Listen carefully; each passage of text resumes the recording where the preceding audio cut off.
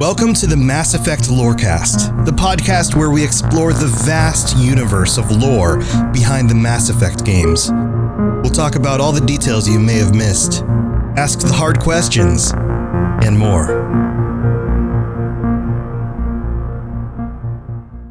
Welcome to the Mass Effect Lorecast, Spectres. Hey, I got it that time. I'm your host, Tom, or Robots. And this is Sam, or N7 Legend, no longer Kung Fu Kangaroo. What's up, Sam? How's it going? That is correct. I am N7 Legend, the podcaster formerly known as Kung Fu Kangaroo. Dude, he only has a symbol. It's a symbol that takes an N and a 7 and it kind of merges them together. He's the man. That's right. That's named just after a symbol. How's your weekend going? It's going fantastic. Like I mentioned before, I'm 1 week closer to moving to the West Coast, and some plans are coming to fruition. Getting a little bit more concrete. I'm getting some things checked off.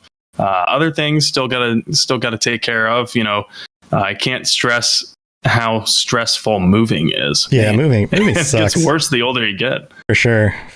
Well, I'm sure you'll get through it. But welcome back to you. Welcome back to our audience, our live Twitch audience. It is Sunday night at 10:30 on twitch.tv/robotsradio, where we do this show live. And we're happy to have all of you guys here to chime in while we talk about this. And what are we talking about today? It's episode 4 already. Can you believe that? We're almost already a month into this. And we are talking today about the Krogan rebellions and the Genophage. So some pretty heady stuff.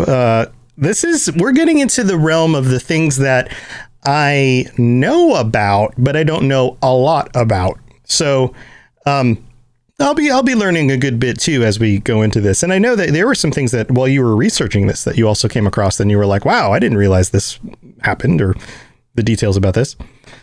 Yeah, of the 4 episodes so far, I think I've learned the most while researching this one. It's kind of crazy how much of a crossroads the Krogan rebellions and the Genophage are. Just total crossroads for things we've already talked about and things we have yet to come across. And I'm really excited to delve into this. And by the way, I wanted to mention happy birthday to Commander Shepard. It is Shepard's birthday today. So how fitting that we can have an episode today. That's amazing. What do you think he'd do for his birthday? Or she? What do you think Shepard would do for Shepard's birthday? Well, Shepard would... Oh, man, that's a tough question. I mean, maybe Shepard... a giant Reaper King? Shepard is like... He's his own character, but he's also the character that you play him as, right? So there's a little bit that's like custom to whoever's playing him. My Shepard would have probably worked through her birthday. She probably would have been like, no, we've got a universe to save. Go down to let's do this. Workaholic. Yeah, she was kind of a workaholic. So that'd be my guess. But yeah, April 11th, Shepard's birthday. This is when we're recording this. Well, cool. Happy birthday, Shepard. What do you think?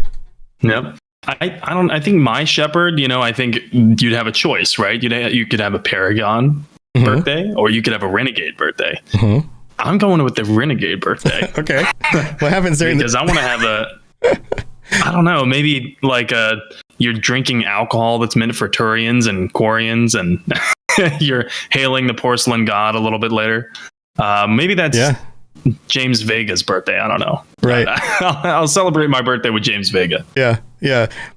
Move over, Joker. I'm piloting this thing through the city. Here we go. I'm not supposed to take it down into the city. I can do whatever I want. Don't drink and fly. I'm the captain of the ship. Here we go. Yeah, that would be my drunk Shepard. Well, cool, man. Well, so what are we talking about today? Exactly. I mean, this is the Krogan rebellions and the Genophage.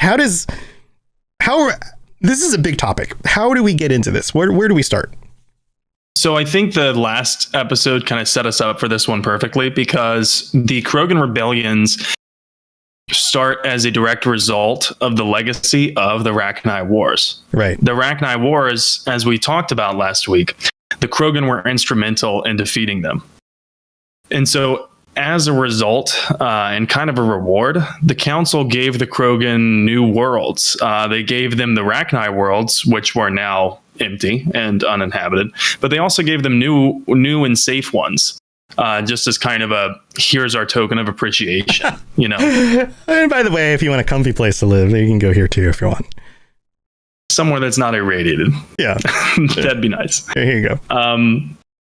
But you remember, you know, the Krogans were already culturally uplifted. So they were given advanced technology. They were taken from Tuchanka, and now they have new worlds. And these new worlds are not irradiated. They're not hostile. There's no predators. But you still have the same Krogan breeding rate, which was adapted to a very high. So now you have a lot of Krogans. Right. There's nothing to keep the breeding rate down. Yeah. And, you know, this uncontrolled expansion is coupled with the aggressive Krogan attitude. So I don't think anyone would be surprised that very aggressive, very militaristic species from a very hostile planet colonizes other worlds hostilely and aggressively. Kind of makes sense. So well, it's the whole when everything's a hammer, like when you're a hammer, everything's a nail thing, right? Like if that is your mindset, then that's it. There's no mystery that that's going to be your mindset moving forward. You're not just all of a sudden going to change. Yeah, and that's pretty much it. And so the uncontrolled expansion, I think it would be best referred to. Mm-hmm. It goes on for around 400 years after the end of the Rachni Wars, which was around the year 300 current era. So now we're at about the year 700 current era. And so now we get to a turning point where this uncontrolled expansion isn't really okay anymore. Mm-hmm. And that happens when the Krogan start to colonize a world which is already taken. It's called Lucia, and it's an Asari world. And the Asari have been there for quite a while. And so they're like, hey, man, you know, like, how do you address the elephant in the room or the Krogan in the room when you know that they're extremely skilled, extremely aggressive warriors, and you're trying to be polite to them, but you're also trying to say, like, hey, how about you go away? How about you get out of here? Yeah, and leave Lucy alone. Exactly. But the Krogan don't want to leave. You know, they tell the Krogan to leave. They say, you know, we've given you X, Y, and Z planets, but you got to leave. So their representative to the council, Warlord Kredak, barges into the council chambers and he says, we're not leaving. He basically says, why don't you make us? And then he threatens physical violence against the counselors. And this is actually known to the player character because of some archives in the Citadel Council archives, which is part of the Citadel DLC. And you see a hologram vid of it happening. So this part is not open for interpretation. This part of the warlord storming in there and threatening them, that's not an unreliable narrator. It goes back to the whole, like, it was opportunistic that certain things were lost from the history records, right? But this thing wasn't, which I'm sure doesn't put the Krogan in the best light. So maybe there's a reason this one was held on to. You're right. There's probably a political reason, and the Asari are skilled diplomats. So from the Krogan perspective, you know, the thought is kind of, hey, you know, we just helped win this massive war, and you promised us, but now you're saying, wait, no, not that one. Oh, and not that one. Mm-hmm. And of course, because of the Krogan's already built-in characteristics, they get irritated very easily, and they've had it. But I want to pose the question to you and to any of our listeners: is it possible that the Krogan's necessity in the Rachni Wars kind of led to them seeing other races as inferior? Did they get a big head where they're like, hey, you know, the galaxy wouldn't be the same without us? Well, yeah, I mean, yes, absolutely. As you were describing this, my brain went to this place of putting myself in the shoes of the Krogan, and the galaxy basically comes to you and says, hey, we're at our wit's end here. We need you to come stomp on these giant insect things that are taking over the galaxy.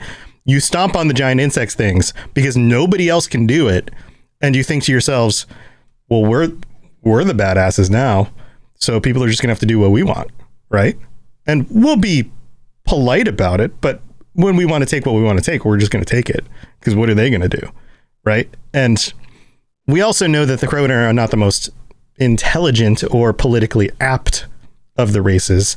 So to think that they may have overestimated that leverage is probably pretty accurate. Yeah, certainly. And I think in the crass way that they might put it, is, why are we taking this crap from you? Mm-hmm. Why are we letting you tell us where we can live? Right. We just kicked the Rachni's butt. What are you going to do? Yeah. And, Nexada brings up a good point in chat, which is nature versus. And is that the way that the Krogan have just learned? Is it the way that their nature is? Is it built in? Is it learned? Because let's remember, it wasn't that long ago that the Krogan homeworld, Tuchanka, was completely blown to smithereens in a civil war that ended in nuclear winter. Mm-hmm. So if you grew up in nuclear winter, and remember, Krogans have pretty long lifespans. If you grew up in nuclear winter and then you came out of that to fight a massive, intelligent hive mind bug species, you're probably going to be pretty chiseled, right? You're going to be pretty chiseled and bitter.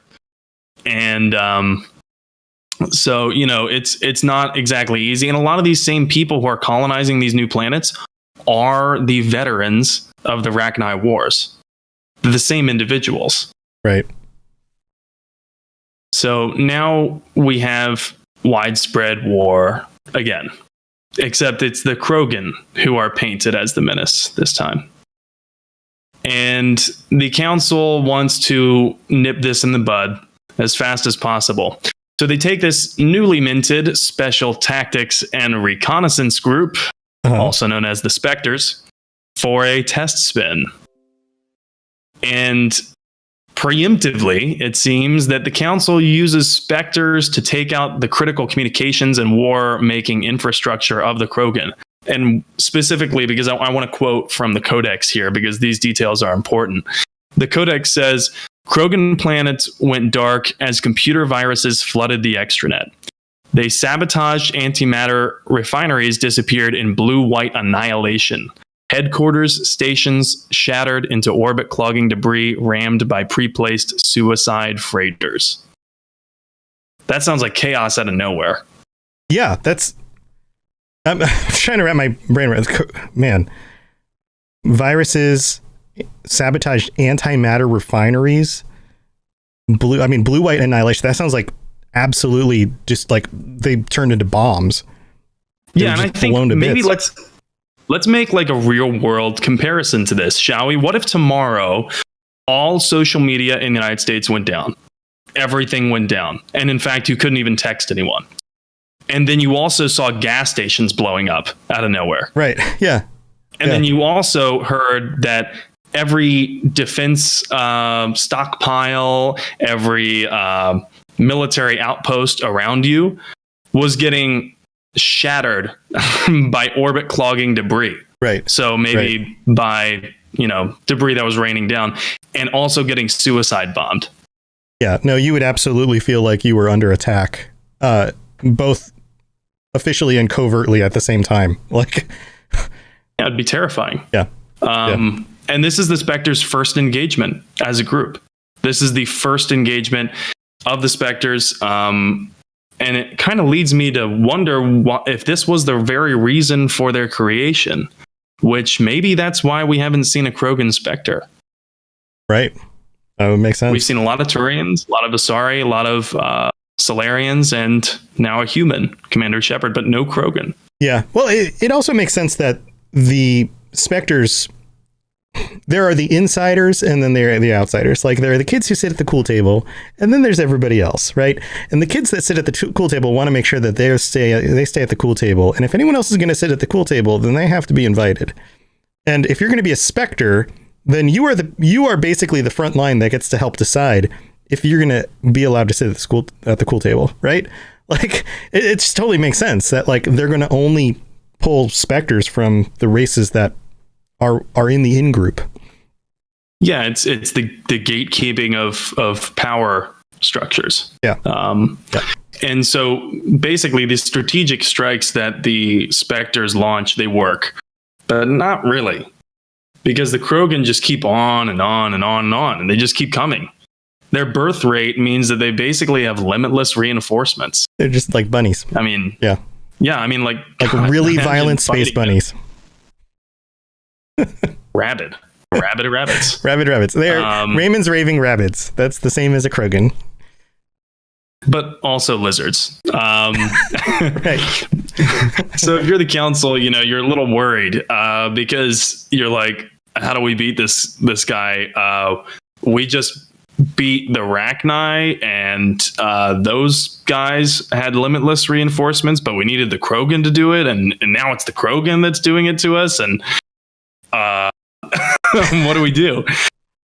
And then at this time, it's actually just the Solarians and the Asari who are on the council and who are making decisions for the council. The Quarians, the Volus, they have also, and the Geth, they have also, I'm sorry, not the Geth, the Quarians and the Volus and the Hanar have also been met, but they're not on the council, and they don't really have any impressive militaries to speak of.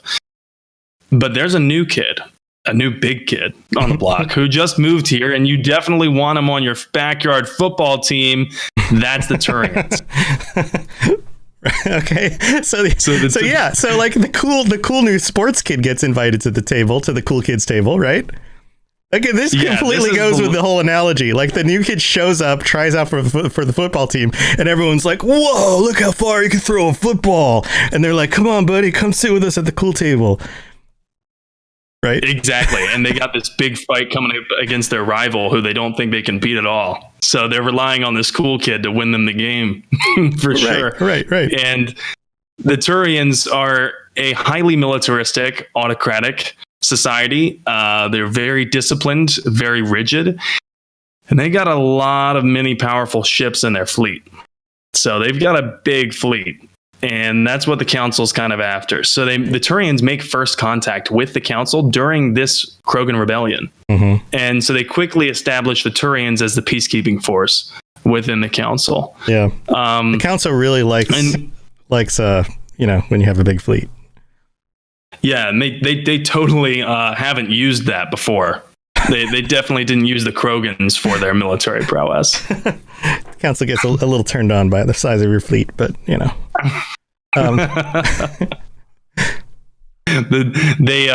Turians definitely fulfilled that need for the council, and through direct engagement and targeted strikes ordered by the Turian covert command stations, one of which was Pinnacle Station, the Turians start to make some headway. But, and there's always a but, the Krogans respond in a horrifyingly inhumane way.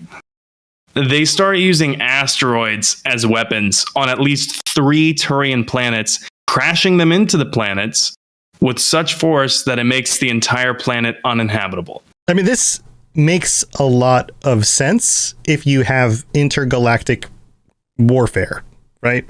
Like, the idea that, I mean, like, this is Einsteinian math, right? Like, the speed that something like an asteroid is flying around the sun, and if you were able to, like, nudge that into a planet, you don't need a fleet of nuclear warheads. You just need something moving, 0.2% of the speed of light and is a mile wide, running into your planet in order to create nuclear winter and just blot out the sun. Like, that's all it takes. So it seems like a much easier tactic to use than to say have a fleet with a bunch of nuclear warheads when you could just drop a rock out of space.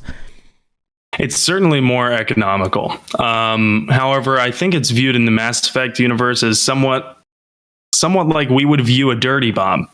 Oh, it's brutal. Yeah. And it doesn't distinguish its target. It just hits where it hits, but then it affects the entire planet.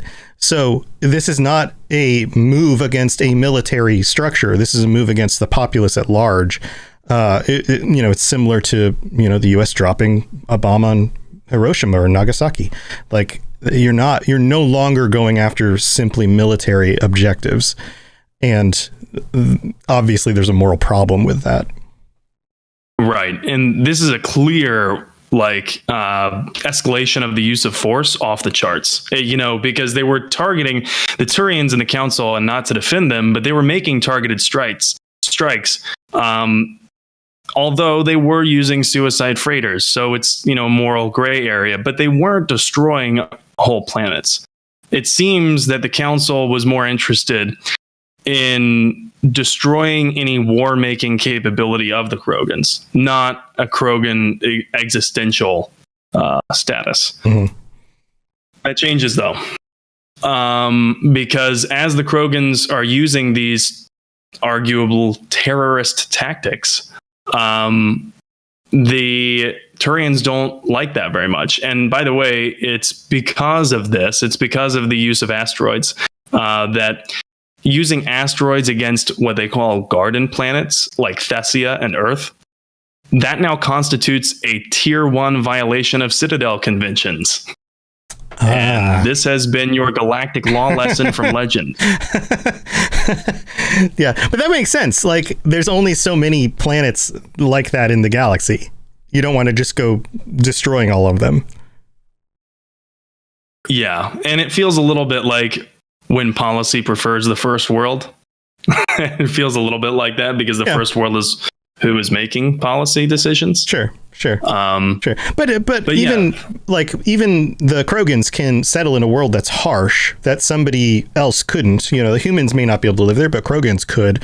But a garden style planet is probably the kind of place that anybody could be safe on. Is that, or at least for the most part? Yeah, that's. I mean, outside of necessarily, that's where the Solarians, the Asari, the Turians, or the humans live. Yeah, I mean, I guess other than maybe the air that you need to breathe, because some of them breathe different types of combinations of gas. But I don't know. I have to wonder if there's like, I get what you're saying, but I also have to wonder if there's some sort of overlap in the majority of the races could settle and benefit from the use of those planets. I don't know. I'm just wondering. I'm wondering what that actually looks like. Yeah, it could have been conditional. It could have been unconditional. But regardless, slinging asteroids into planets, wrong move. This completely galvanizes the entire Turian race against a single enemy. There's not many people who are left alive to talk about how they galvanized the entire Turian race. Mm-hmm. And the Codex specifically says Turian military doctrine was and remains not simply to defeat an enemy, but to stop them from ever becoming a threat again. Yeah, scorched earth tactics. And that sounds really familiar. Anyone who's a fan of history, that's going to sound really familiar in both the end of World War I and World War II. But that is what the Turians aim to do. They aim to make the Krogan not ever a threat again. Yeah. This is a result of believing that the enemy is lesser than you are, right? In the terms of humans, like in World War II terms, you are believing that there are humans and then there are people who really aren't humans. They're lesser than. And so that you can justify things like making sure that they never become a threat again by wiping them off the planet. Like that kind of thing. And it's unfortunate because this happens in human cultures. But I would imagine across intergalactic lines where you're dealing with completely different species from different planets, that it's much easier to justify, well, that other race isn't Turian, so they're lesser than us. Just because they're an intelligent spacefaring race doesn't mean that they're worthy of existing. Not that that's right. Yeah, that's it. It's not right, but who's going to argue with the Turians at this point? Are the Asari going to argue with them? Are the Solarians going to argue with them? The humans haven't even entered the picture yet. I mean, this is 700 current era. The humans are what are the humans doing? We're dealing with the fall of Rome and the beginning of the Dark Ages in Europe. That's what's happening in Europe. And then there's not a whole lot going on Earth that any of these people would really even care about at this point. Yeah, there's not a lot. And even if the humans had been introduced, they probably just revere the Turians as gods or something. So, it's not exactly relevant. Completely. But yeah, that kind of takes us to the next point. I think we wanted to do that. We want to do that after the break. Let's move to the middle of the show. What's coming up after we take a little break? So after we take a little break, we're going to talk about how the Turians and the other council races exactly plan to stop the Krogans from ever becoming a threat again. And that is through the use of the Genophage. All right. So and we're going to be talking about the Genophage, what it is, how devastating it is, and the legacy that it leaves behind. yeah, more warm fuzzies when we get back from the break. So stay tuned for that. Message coming in. Patching it through. I am sovereign, and this station is mine. I like the sound of that.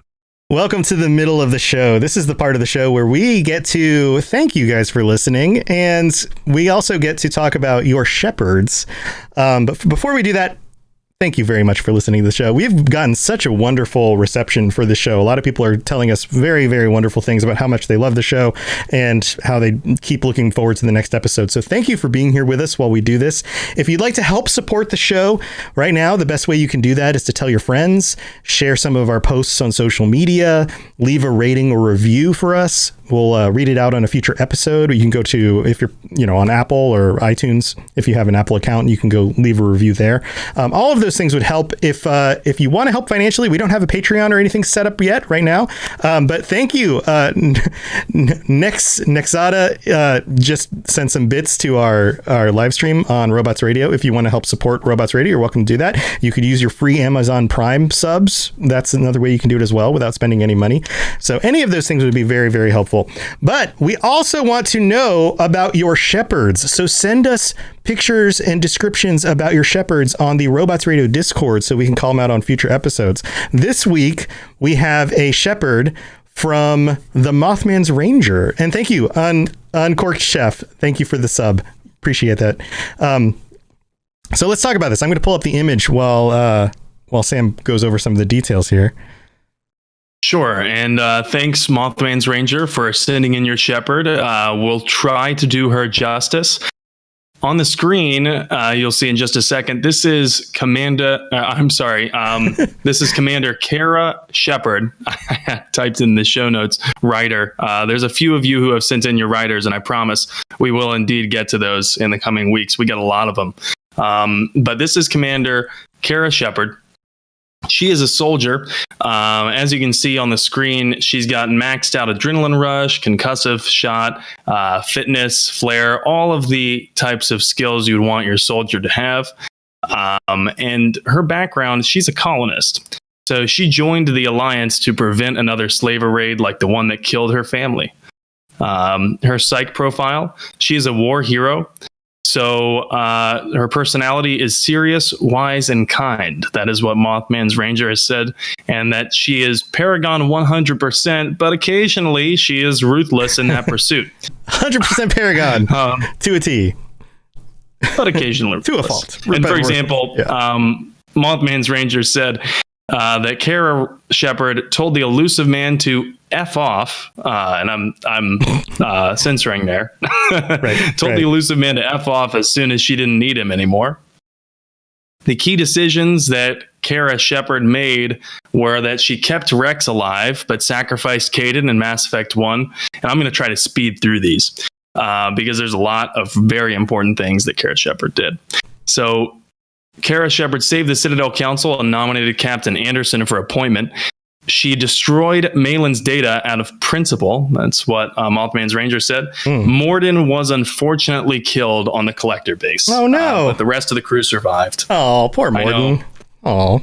Yeah, and I would have shed a tear or two. Who am I getting? Probably like 50 about that. Because I don't know if you've ever seen Morden's death sequence in either Mass Effect 2 or Mass Effect 3. God, Mass Effect 3's it's horrible. It horrible. Makes you feel like crap. Oh no, he survived for me.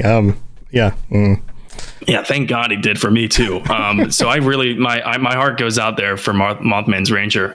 But Kara Shepard also chose to destroy the Collector base, mainly to keep it out of the elusive man's hands.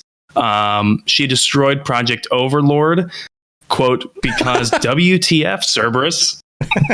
Nice. Project Overlord was the AI program that Cerberus was instituting, and they were using an autistic savant as the basis for the AI framework, and they were subjecting him to torture.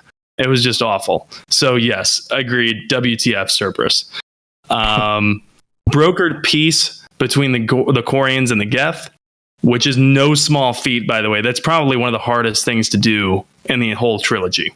And the destroy ending for Mass Effect 3. So I like that one. All right. As I've mentioned before, I'm a huge advocate for the destroy ending. And Mothman's Rangers said that they chose the destroy ending for Mass Effect 3 because you, quote, couldn't risk the Reapers ever coming back, and believed that Legion and EDI would agree that sacrificing millions to save trillions was worth it. And I do agree with that. I think that Legion and EDI would look at the numbers and they'd say, if a few million have to die to save trillions, so be it.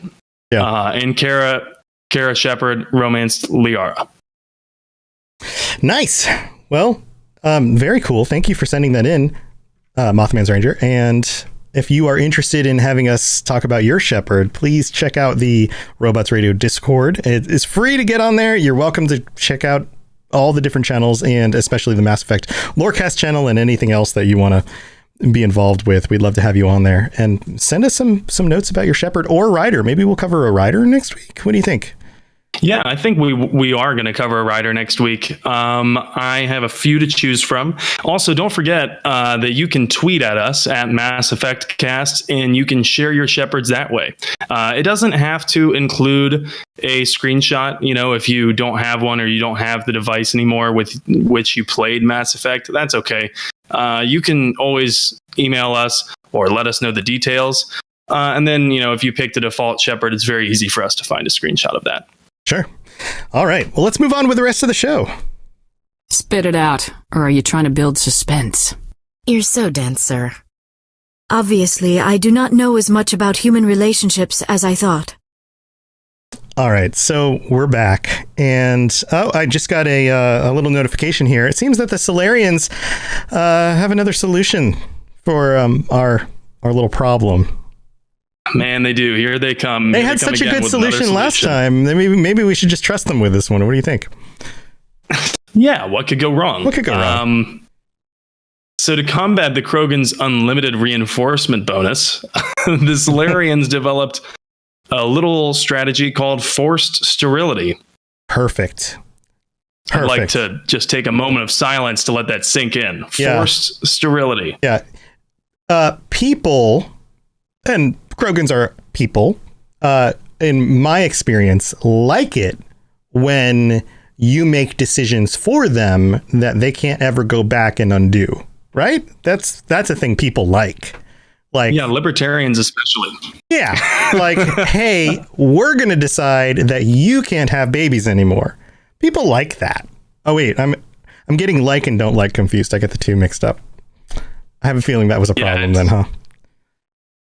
It's a bad true or false question. That's what it is. And this forced sterility is called the Genophage. Its name, and man, this is one of the things that I learned when I was researching this. Yep. This hurts to read. So its name is derived from the Greek word genos, which means offspring, and phagos, meaning one who eats. So the Genophage literally means eater of offspring. Baby eater. What the hell, man? Yeah. Yeah. This has got to be one of those things where it's like aptly named without tact. Yeah. The Solarians are like, hey guys, we got another solution for you. This one's called the baby eater. Want to hear about it? And they're like, yes, please. Yeah. Turians are like, do go on. And do go on. Yes. Baby eater. And then they do. I like how that sounds. All right. They're like, hold up. Are we eating babies? Like, who's eating the babies? Tomorrow? Well, it's just the name of the thing. Don't worry about it. Okay. Good. So what exactly? Eat the babies, right? Yeah. So what exactly is the science behind this? Who eats the babies? I'm sure that was their next question. The medical science behind it. And I was surprised that the writers wrote this in because there is, medical science behind the Genophage. So according to the Codex, quote, the Genophage's modus operandi is not to reduce the fertility of Krogan females, but rather the probability of viable pregnancies. Many Krogan die in stillbirth, with most fetuses never even reaching this stage as their nervous systems have been prevented from developing at all. Wonderful. Moreover, Wonderful. every cell- Sounds great. I'm sorry. Keep going. I just had to chime in with how pleasant that sounds. Go ahead. Every pro-life fan of ours, just like their skin is crawling. Yeah, they just vomited in their own mouths. Moreover, every cell in each Krogan is infected to prevent the use of gene therapy to counteract it. Wonderful. The genophage alters hormone levels in Krogan, and one could theoretically repair its damage by inducing affected glands to compensate in hormone production. Wonderful. That sounds great. That one took a lot out of me too when I read that. And here's the kicker. Here's the bottom line. What this genophage means, the practical effect of it is that out of 1,000 pregnancies, only one makes it to birth. So that's out of such a 1,000 small pregnancies, right, 999 don't make it. Yeah. And the Solarians develop this, but the Turians don't hesitate to use it at all. And it should be noted that the Solarians developed it as a deterrent. They meant to use it as a threat, to say, back off, or else we're going to do it. Turians don't really give them that. Turians, at this point, 3 of their planets have been nuked, and they're not having it. They're highly militaristic. Their military doctrine is, let's make these people never a threat again. Yeah. Yeah. And because of this, because of the Krogan tendency toward violence, fertile females then become highly sought after, and they become like bargaining chips. And a lot of Krogan males actually die in fighting, trying to get to the fertile females. Classic divide and conquer technique right there. However, one Krogan female warlord, Shiagar, uses it to her advantage, and she uses it to recruit the strongest warriors the Krogan have. But even she falls to the Turian task forces. And this is viewed by some Krogans as their race's last stand. And it fails. And now they're left sterile. What do they have to live for?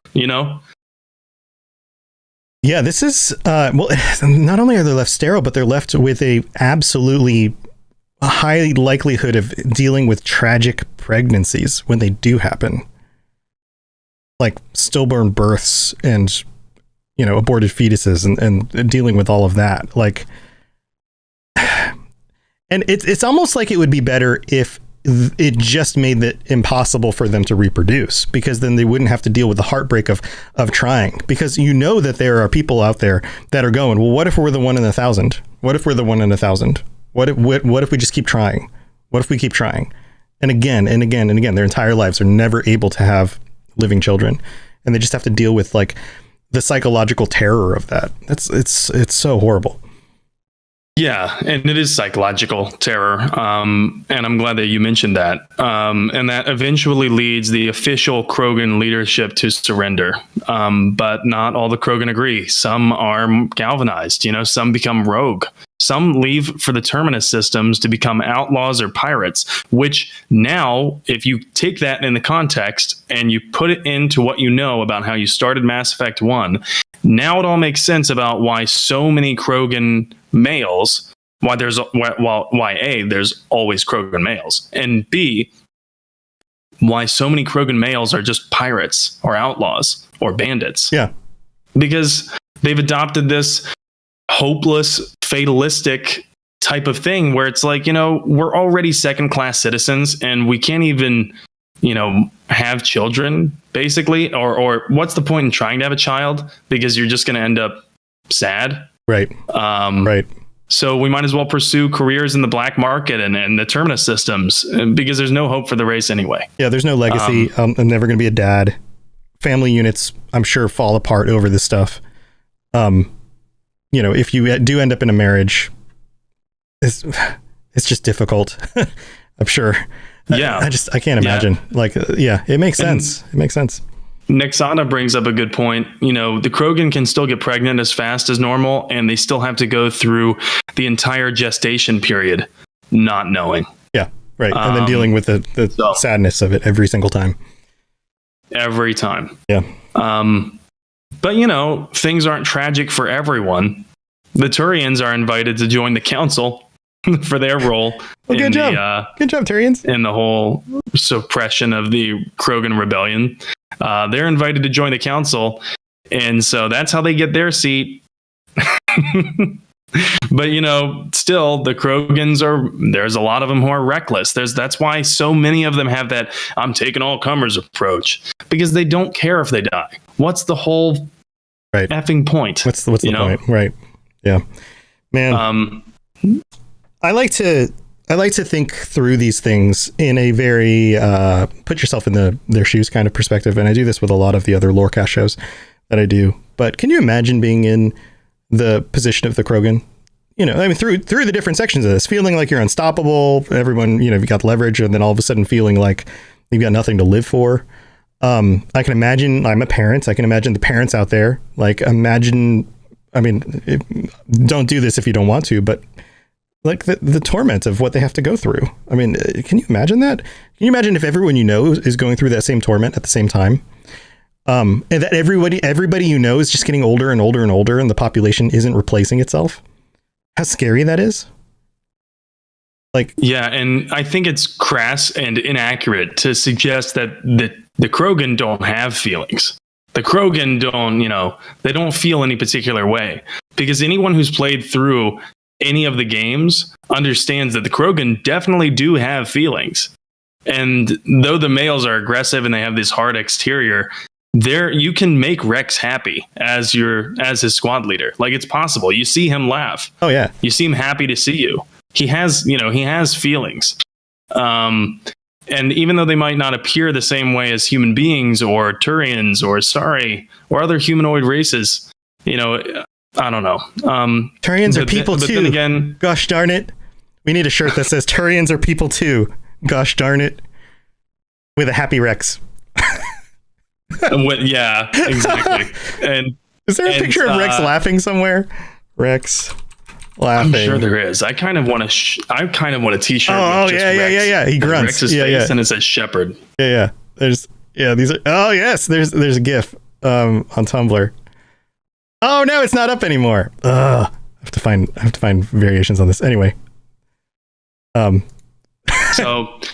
Yeah, the entire race, it's just fatalistic. And like I said, they're treated as second class, to the point where there's a petition to remove the statue commemorating all the fallen Krogan from the Rachni Wars from the Citadel. This is a statue commemorating the veterans of the Rachni Wars who are Krogan. And the Citadel citizens started a petition to remove it. Talk about, falling out of grace. Yeah. And I can't even imagine that. And actually, if anyone in chat has seen this movie, or any of our listeners have seen it, or if you haven't, definitely give it a try. Children of Men, I think, does a great job explaining the psychological impact of sterility of an entire race. That's where my mind went in a post-apocalyptic during this. Yeah, we don't have this in the show notes, but I immediately thought that too. I was like, yes, that would be what it would be like for sure.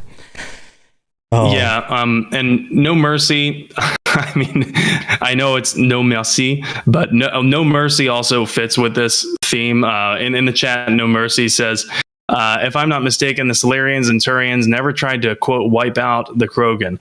That's right, they didn't. They just tried to correct their birth rate to appropriate levels for the planets that didn't have the irradiation, the toxins, the natural predators. But as Tom and I kind of discussed last week, the difference in the calculations between making it totally punitive and correcting for it were so minimal that you'd really actually have to care to look at it that way. Right. Right. And in fact, the Solarians do later alter the Genophage, but it's not for the reason that you think. The Solarians alter the Genophage not because they realized the error of their ways and they felt bad.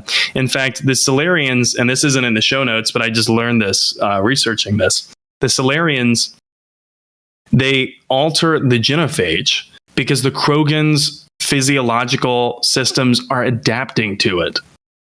Their birth rate is starting to go up. And this is mentioned in Mass Effect Andromeda. Drac, the Krogan in Mass Effect Andromeda, mentions how it's because of the Krogan's adaptation to the mutation, as well as something that happened in Cryo, that their birth rate goes from 0.1% to 4%. And that's the whole reason they have a chance in Andromeda.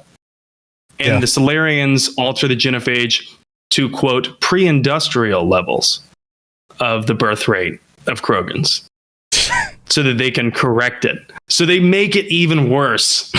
They decide to make it even worse. And this is like long after the Krogan rebellions. Yeah. So this is why we can't have nice things, universe. This is why. Yeah, man, tough topic. This is a really tough topic. It is, but it needs to be discussed because it gives very critical context to understanding the Krogan pre-Mass Effect 1. Mm-hmm. Yeah, for sure. So what do we have coming next week? Where do we go from here? So next week, I think, this kind of falls hand in hand in what we've been trying to do these first few weeks is we've been trying to bring installments of the biggest historical events to happen in the Mass Effect universe before Mass Effect 1. Mm-hmm. I think it sets the stage for the Legendary Edition coming out to be well received if everyone understands the context in which you're coming into. You're like, okay, I understand I'm starting Mass Effect 1, but what happened before that? Right. So right. I think this sets the stage. But next week, we're going to be covering the Geth War. And that is the war that happens between the Quarians and the Geth. The Quarians are their creators. The Geth are the robot species who the Quarians created in an attempt to make a servant class. And so the creation rebels against the creator. We're going to be examining that and all the philosophical conundrums that come with that. Oh, dude, I love this stuff. I love, we'll get into it. We'll get into it next week. I'll save my comments because we'll get into that next week, but wonderful, wonderful stuff. Thank you for the research you put into this and for clearly describing everything. You have anything else going on before we head out? Anything you want to share? I know you've been streaming some of your Mass Effect playthrough stuff. Yeah, now that I have my webcam here, my external webcam, I'm going to be streaming a little bit more of Mass Effect 1's playthrough. I'm still on the Citadel very early on. This is Commander K. Shepard. So if you'd like to go ahead and check out some Mass Effect 1 play before Legendary Edition comes out, absolutely give me a follow. I think on Twitch, I still have about a month before I can change my name to N7 Legend. I think. Yeah, it gives you a time limit. I'm still Kung Fu _kangaroo on Twitch. So give me a follow there, or just, follow me on Twitter. On Twitter, I am N7 the Legend now. So go ahead and follow me there. I'll be letting everyone know when I am streaming. That should be after business hours during the week and anytime during the weekend. I will try to keep it as close to 6 p.m. Eastern as I can. I'll try. It might be a little bit later. As I mentioned, just a lot of things going on with my move, with finding a new job and in the new area and whatnot. But yeah, that's pretty much what I got going on. Cool, man. Good luck with all of that. That's a lot. Thanks. Yeah. Let's see. I've got all this stuff that I've been doing. If you are into a video game that's an RPG and looking for a lorecast, I might do one. Fallout, Elder Scrolls, Cyberpunk, Dungeons and Dragons, and now also Mass Effect, and potentially I'm in talks with somebody else to do maybe a Witcher lorecast. I'm crazy, guys. How do I do so many shows? What am I doing with my life? But that might be coming up. So little teaser, maybe that's coming down the line. Also, if you are interested in starting your own podcast, I have a group for you called the Robots Radio Rocket Club, where I mentor show hosts on how to launch their shows, how to create a good podcast, how to do the audio, how to do the marketing, and all the stuff so that you actually launch the shows to an audience, which is a lot better than launching a show not to an audience when you put a lot of work into it. So if you're interested in that and I would love for you to be part of our group. We get together every week. We chat about stuff, and you can learn more about all the different things that you can get if you sign up at robotsradio.net/rocket-club. So you can go check that out. And other than that, I'm playing some games during the day, in the afternoons around 3:30-ish.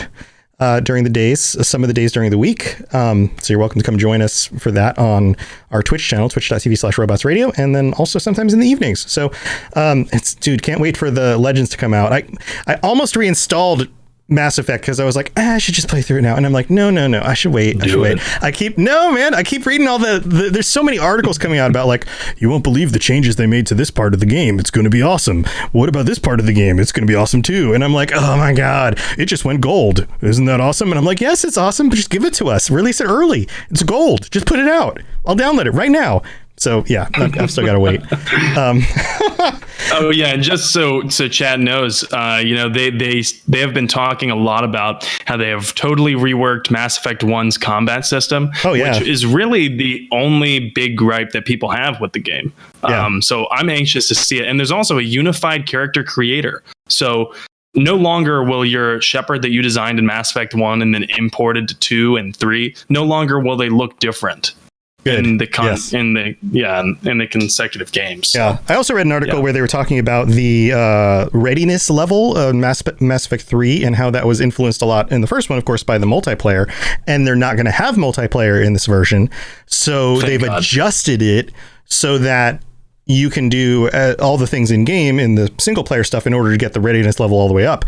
But if you play through 1 and 2 and then 3, you're going to start with an advantage. Otherwise, you will need to do almost 100% of the things you need to do in order to get the readiness level up to where it needs to be. So it seems like that's been adjusted and tweaked. So interesting stuff there. All sorts of stuff. There's all sorts of articles out there about those kinds of things. And maybe we should even do an update on that stuff coming up in a future episode where we just go over all the cool changes coming out for that. We could even do a whole episode for that too. I'd love to do an episode on that maybe the week before release. Let's see. It's the 14th it comes out. So that would be today's the 11th, so 18th, 25th, 2nd, 9th. We want to do it maybe on the 9th, and then that would be available for everybody by the 11th of the 9th. So, or we would want to do it on the 2nd and have it ready for the whole week before that. Maybe the 2nd would be better. I'm gonna get Mass Effect Legendary on release, and I'm gonna try to play it. Just a little housekeeping stuff. I am moving to Oregon on May 9th. On Mass Effect Day. So on Mass Effect Day, I'm moving to Oregon, and it's a cross country drive, so it's gonna take me more than a few days to get there. So we might have to do the 9th episode a different time, like a different day. Yeah, I was actually going to bring that up. I'm going to be away from home because my girlfriend and I are going to be visiting her family the week before that. So I was wondering if we can pre-record 2 episodes. Yeah. Let's that might work out really well. Let's shoot for on the 2nd. Maybe we could do a lore episode and then a things to be excited about in the new games, or the Legendary Edition episode. We do kind of a longer really episode on the 2nd, and I could split it into 2 episodes, and then we can make that work. That would work out really well. And then I would be so psyched, for the first episode after the Legendary Edition drops, because I'm going to be watching so much gameplay and I'm going to buy it on release. I'm not sure if I'm going to have time to play it because I'm going to be arriving at my new apartment on like the 15th. So you'll just have to watch me play it on stream. There we go. There you go. And then you can be the expert on the Mass Effect Legendary Edition. Right. Because I will clearly play through all 3 games within a week. If you don't, that's too much. I can't do that. I wonder how much side quests are cut, because they did make a point to say that this is not a remaster. And I kind of got the sense from that it's going to be a like greatest hits kind of thing. You think they're going to cut a lot of the side stuff? Really? God, I hope not. I don't think so. But that's just kind of the thing that I got. I don't think so. Reading some of it. Yeah, no, from what I've read, they upgraded a lot of it's somewhere between a remaster and a remake. They took a lot of the core assets and up-resed them, but like the voice lines are the same, right? The structure for like how a quest plays out is the same, but they spend a lot of time going meticulously through some of the details and like tweaking and updating details that were like weird or didn't work right. So I think it's like somewhere between the two, but I doubt from what I read, they didn't like recreate everything. They just moved everything over and then polished it up so that it would work. That makes together. Sense. Yeah, that makes a lot of sense. Yeah, and I see Nexada says pre-kids, maybe. Yeah, I don't have any kids, if that's what you're insinuating, but I was making a lot of dad jokes. Yeah, he's good with the dad jokes. Community stream the other day. Yeah. But yeah, I don't have any kids, so thankfully that will make moving a lot easier. But I will try to share scenes from my move across the country. We're going to be going through Colorado and Wyoming and stopping at Yellowstone and then going to Idaho and Oregon. It's going to be great. And driving all over those mountains. Nice. Oh, yeah. Yeah. Yep. Well, cool, man. Well, have a good trip. But that'll be a few weeks from now anyway. So I'll say that again a few weeks from now. And chat, thank you for being here. We will see you guys next week. Same time, same channel. Until then, try not to, make birth decisions for other people because they should be allowed to make them for themselves. Is that the lesson? That's the lesson, I guess. All right. We'll see you guys later. Have a good one. Thanks for tuning into the Mass Effect Lorecast. We'd love to hear your opinion and thoughts on the lore of Mass Effect. Reach out to us on Twitter at Mass Effect Cast or check out the Robots Radio Discord. Also, you can send us an email at masseffectlorecast@gmail.com.